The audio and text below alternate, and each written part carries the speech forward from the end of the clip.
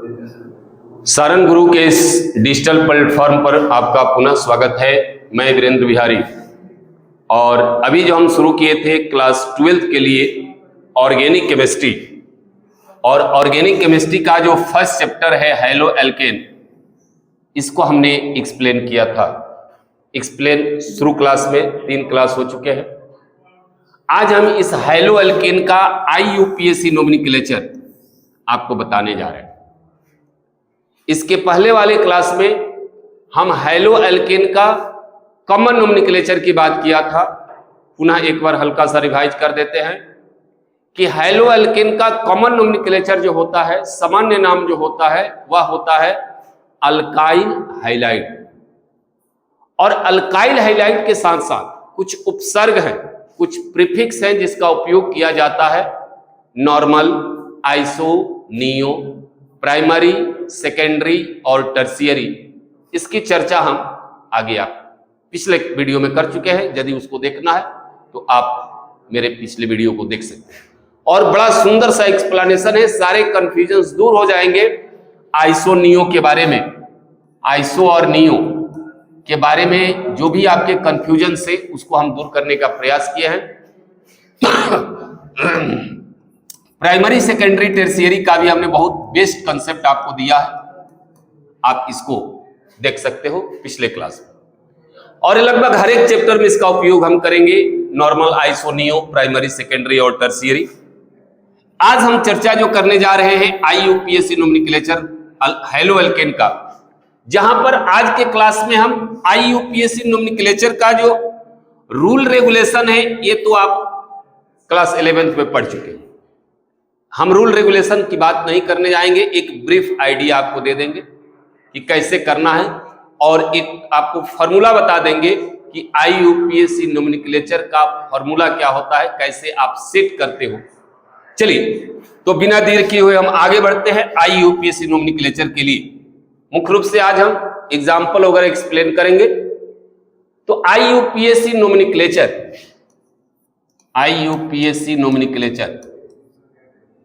एक IUPAC एक संस्था है केमिस्ट्री के लिए, जिसका नाम होता है international union of pure and applied chemistry. और केमिस्ट्री के क्षेत्र में यह रूल रेगुलेशन डिटरमाइन करता है। जैसे न्यायालय होता है ना, केमिस्ट्री का न्यायालय यही कानून बनाता है, और उस कानून का इंप्लीमेंट पूरे दुनिया में होता है, पूरा दुनिया उसको मानता है। ठीक है। तो IUPAC ने बहुत सारे रूल रेगुलेशन दिए हैं। आप क्लास 11th में पढ़े होइएगा। हमने कहा आपसे कि केवल हम आपको ब्रीफ आइडिया देंगे, और उस ब्रीफ आइडिया के साथ साथ आपको हम एक एग्जाम्पल जो है उसको करवाएंगे, ताकि आपका कंफ्यूजन दूर हो जाए। तो IUPAC हमने कहा कि आपका पहला काम है, अब जो ऑर्गेनिक कंपाउंड होते हैं वो तो स्वतंत्र है भाई। एक फंक्शनल ग्रुप हो सकता है, एक से अधिक फंक्शनल ग्रुप हो सकता है, डिफरेंट टाइप के फंक्शनल ग्रुप हो सकते हैं। किसी ऑर्गेनिक कंपाउंड में डिफरेंट टाइप के फंक्शनल ग्रुप हो सकते हैं। ठीक है।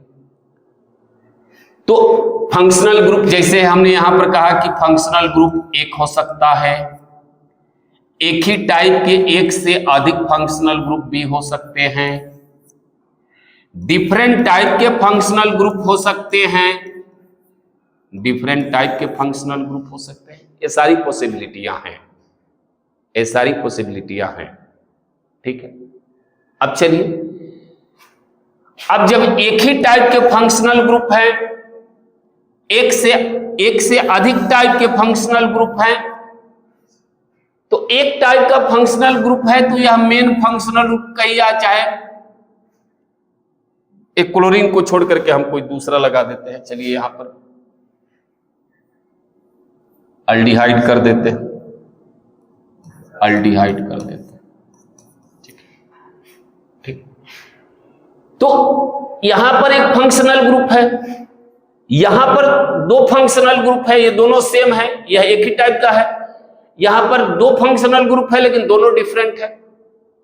ऐसे बहुत सारे प्रॉब्लम्स होते हैं, बहुत सारे प्रॉब्लम्स होते हैं। हम सारे प्रॉब्लम्स, हम चैप्टर पढ़ा रहे हैं, डिफरेंट टाइप के प्रॉब्लम्स आपको general organic chemistry class 11th में मिलता है देखने को, आप वहां रेफरेंस करते रहिएगा, हम ब्रीफ कर रहे हैं। देखिए, यदि एक फंक्शनल ग्रुप है, एक से अधिक फंक्शनल ग्रुप है, तो नियम कानून आप पढ़े होइएगा। सबसे पहला काम कार्बन की लंबी श्रृंखला डिटरमाइन करना। कार्बन की लंबी श्रृंखला जब डिटरमाइन कीजिएगा तो आप फंक्शनल ग्रुप को आइडेंटिफाई कीजिएगा।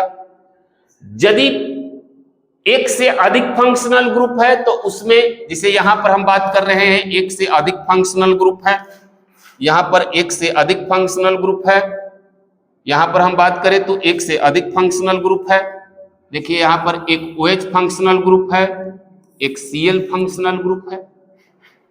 तो एक से अधिक फंक्शनल ग्रुप है, तो अब देखिए यदि एक फंक्शनल ग्रुप है, एक से अधिक फंक्शनल ग्रुप है, तो यदि एक से अधिक फंक्शनल ग्रुप है तो आप कार्बन की लंबी श्रृंखला डिटरमाइन करने के बाद इसका नंबरिंग देते हैं, और नंबरिंग इस प्रकार देते हैं कि इसमें मेन फंक्शनल ग्रुप पहले आवे या लिस्ट नंबर कंटेनिंग हो, सबसे कम संख्या वाला हो, या नंबरिंग में वो पहले आवे। तो एक से अधिक, अब कहिएगा कि इसमें हम main functional group, senior functional group किसे कहेंगे और जूनियर फंक्शनल ग्रुप किसे कहेंगे। तो सीनियर फंक्शनल ग्रुप और जूनियर फंक्शनल ग्रुप को डिटरमाइन करने के लिए IUPAC ने एक लिस्ट दिया जिसको हम प्रायोरिटी लिस्ट के नाम से जानते हैं, जिसको हम किस नाम से जानते हैं, प्रायोरिटी लिस्ट के नाम से जानते हैं, प्रायोरिटी लिस्ट के नाम से जानते हैं। अब हम आपको दिखा रहे हैं प्रायोरिटी लिस्ट। देखिए देखिए, ये आपका प्रायोरिटी लिस्ट है। यदि एक से अधिक फंक्शनल ग्रुप है तो इसमें जो पहले आ रहा है, इसमें जो पहले आ रहा है वह main functional group, senior functional group हो जाएगा, और जो लास्ट में आ रहा है वह जूनियर फंक्शनल ग्रुप हो जाएगा या सब्सिडरी फंक्शनल ग्रुप हो जाएगा। जो सीनियर है, जो पहले है फर्स्ट है, जो पहले है फर्स्ट है वह सीनियर हो जाएगा, जो पहले है फर्स्ट है वह क्या हो जाएगा, सीनियर हो जाएगा, जो पहले है फर्स्ट है वो क्या हो जाएगा, सीनियर हो जाएगा। जिसे मान लीजिए कि ये पहले है कार्बोक्सिलिक एसिड, तो ये सीनियर हो जाएगा। अब इसके नीचे जो है, इसके कंपैरिजन में जूनियर हो जाएगा। यदि एसिड हाइलाइट दिया है और नाइट्रो दिया है तो यह सीनियर होगा, यह जूनियर होगा, यह सीनियर होगा, यह जूनियर होगा। जैसे अभी हमने आपको बताया, एक एग्जाम्पल दिया था,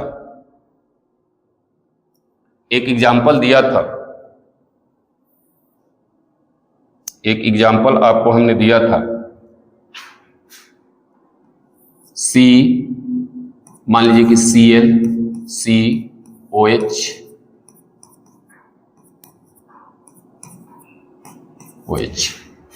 ठीक है। तो हमने एग्जाम्पल दिया, इसमें देखिए आप आइडेंटिफाई कीजिएगा कि फंक्शनल ग्रुप है कौन कौन। तो एक यहाँ पर OH है, यहाँ पर एक Cl है, तो यह सीनियर है और यह जूनियर है।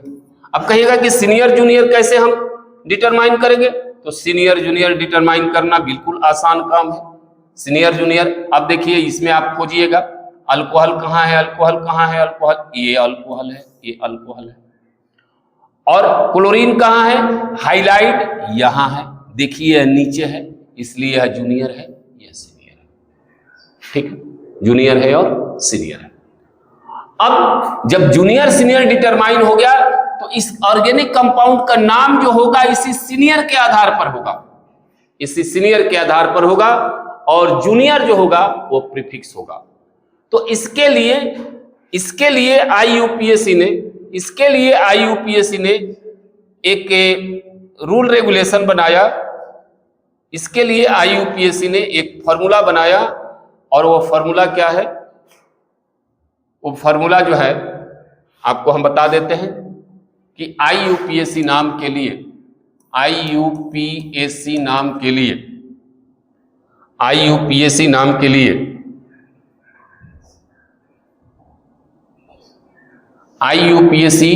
जो नोमेनक्लेचर है, कलर थोड़ा सा हम दूसरा यूज कर लें। IUPAC नाम के लिए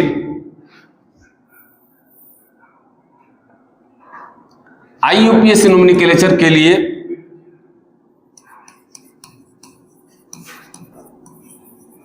एक फॉर्मूला बनाया IUPAC ने और कहा कि name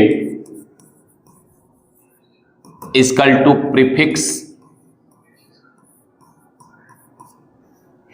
plus longest carbon chain, carbon की सबसे लंबी श्रृंखला, प्लस यदि डबल बॉन्ड है तो डबल बॉन्ड या ट्रिपल बॉन्ड है तो ट्रिपल बॉन्ड, यानी अल्कीन या अल्काइन। और लास्ट में main functional group, main functional group as suffix, यानी कार्बन की लंबी श्रृंखला आपको लिखना है। उसके बाद यदि डबल बॉन्ड है तो उसके लिए इन, ट्रिपल बॉन्ड है तो उसके लिए आइन, और मेन फंक्शनल ग्रुप को लास्ट में आपको लिखना है।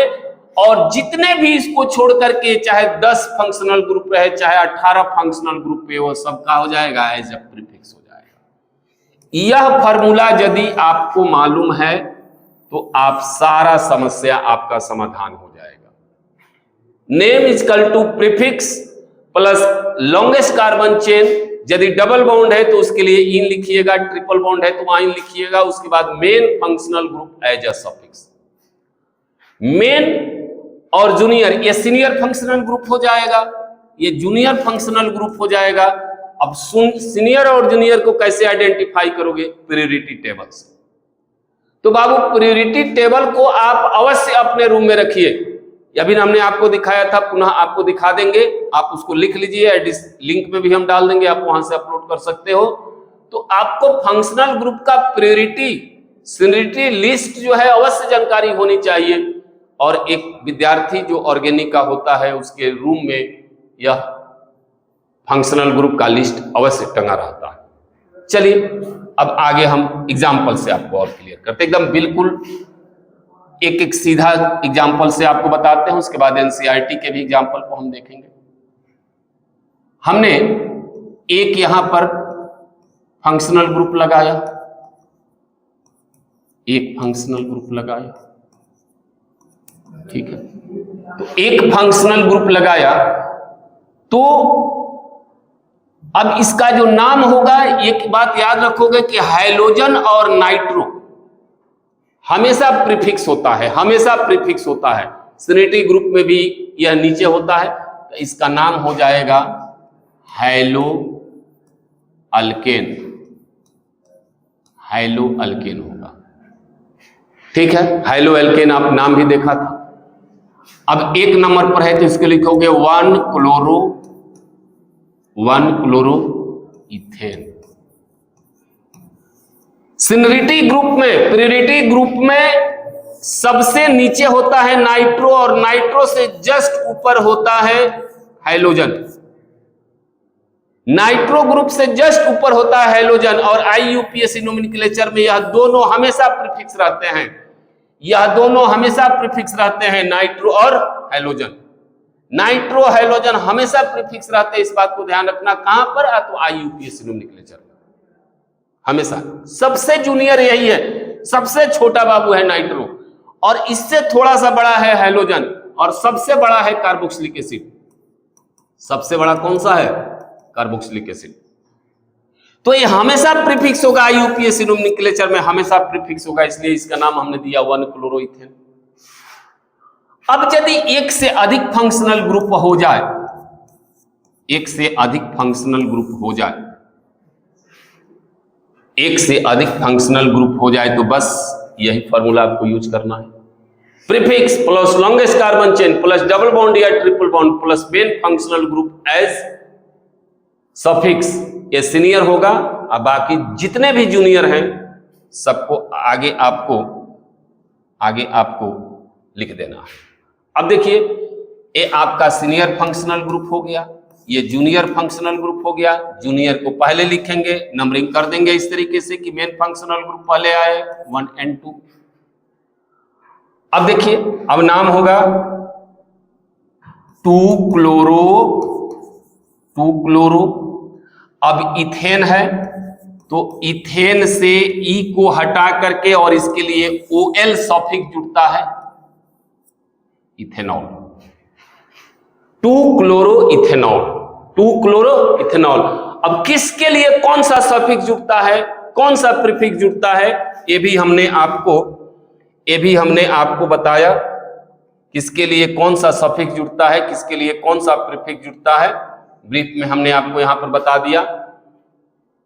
यदि कार्बोक्सिलिक एसिड है तो इसके लिए, हालांकि ये आपको सबसे ऊपर है तो मेने में रहेगा, प्रीफिक्स का उपयोग कम होता है, इन स्पाइट ऑफ दैट इसका नाम लिखा हुआ रहता है। आपका जो सबसे महत्वपूर्ण जो आपको याद करना है बच्चों, वो आपको याद करना है कि आप यहां से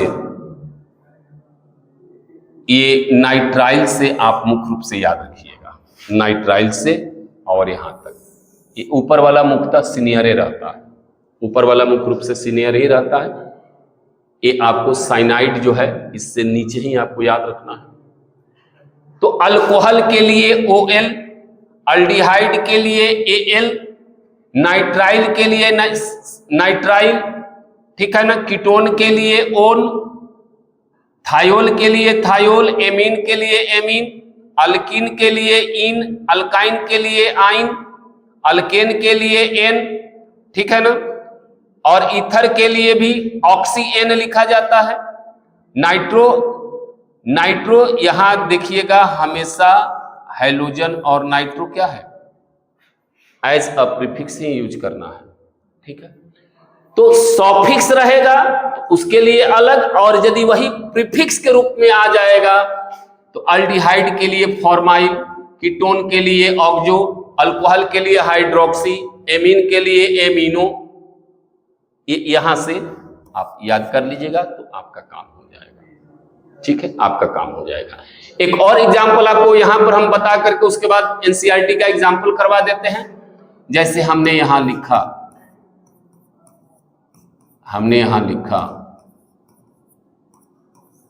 ठीक है, हमने यहां लिखा ये कंपाउंड, थोड़ा सा एक कंपाउंड हमने लिखा।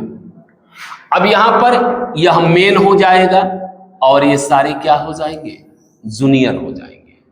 यह 1 2 3, अब यहां पर अभी इसको अल्फाबेटिकली लिखोगे तो ये हो जाएगा 3-क्लोरो, ठीक है, 2 हाइड्रोक्सी और 3 कार्बन है तो अल्डिहाइड है तो प्रोपेन कर दीजिएगा, इसमें Al लगा दीजिएगा, प्रोपेनल हो जाएगा। यानी यदि यही अल्कोहल सॉफिक्स होगा तो OL लगेगा, प्रीफिक्स होगा तो हाइड्रोक्सी लगेगा। लिखा हुआ है यहां पर देखिए, अल्कोहल यदि मेन फंक्शनल ग्रुप होगा, सीनियर होगा तो OL लगेगा, और यदि जूनियर होगा तो हाइड्रोक्सी लगेगा। जूनियर होगा तो क्या लगेगा, हाइड्रोक्सी लगेगा। इस लिस्ट को आप अवश्य लिख लीजिए, अपने रूम में अवश्य चिपका दीजिए, आपकी सारी समस्याओं का समाधान हो जाएगा, ठीक है। अब आपको हम सीधे लिए चलते हैं एग्जाम्पल में। चलिए एनसीईआरटी का एग्जाम्पल कर लेते हैं, आपको सारी समस्याओं का समाधान हो जाएगा। इतना बहुत सुंदर सुंदर एग्जाम्पल दिया हुआ है एनसीईआरटी। चलिए IUPAC नोमेनक्लेचर यहीं से हम शुरू करते हैं, ठीक है। IUPAC नोमेनक्लेचर हम केवल अब हाइलो एल्केन की बात करेंगे। देखिए यहां पर आप देखिए,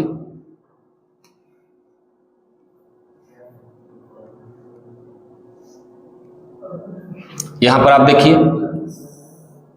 ब्रोमीन है, 3 कार्बन है, 1 ब्रोमो, 1 नंबर कार्बन पर लगा है 1 ब्रोमोप्रोपेन। यहां पर 2 नंबर पर क्लोरीन लगा है 2 क्लोरोप्रोपेन, यहां पर 2 नंबर पर मिथाइल लगा है, 1 नंबर पर ब्रोमीन लगा है, और हमने कहा कि हाइड्रोजन और नाइट्रो हमेशा प्रीफिक्स रहता है, तो A1 क्लोरो 2 मिथाइल प्रोपेन। ठीक है,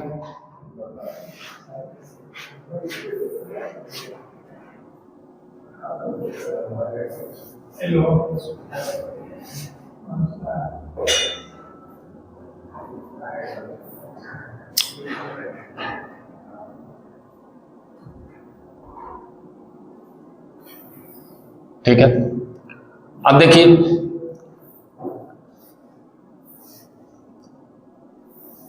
अब यहां पर एक चार्ट दिया हुआ है, इस चार्ट को आप बनाने का प्रयास करोगे। यदि कहीं इसका कॉमन नोमेनक्लेचर और IUPAC नोमेनक्लेचर दोनों हुआ है, यहां पर ये आपका फॉर्मूला दिया हुआ है, इसका एक कॉमन नोमेनक्लेचर IUPAC नोमेनक्लेचर यहां पर दिया हुआ है। इसका आप प्रैक्टिस NCERT का इस पेज का जरूर आप प्रैक्टिस करें, NCERT का इस पेज का जरूर आप करें। अब देखिए, हमने आपको वहां पर बताया भी था कि नियोपेंटाइल ब्रोमाइड क्या होता है। नियोपेंटाइल ब्रोमाइड के बारे में हमने चर्चा आपसे किया था। नियोपेंटाइल ब्रोमाइड की हमने चर्चा की थी आपसे।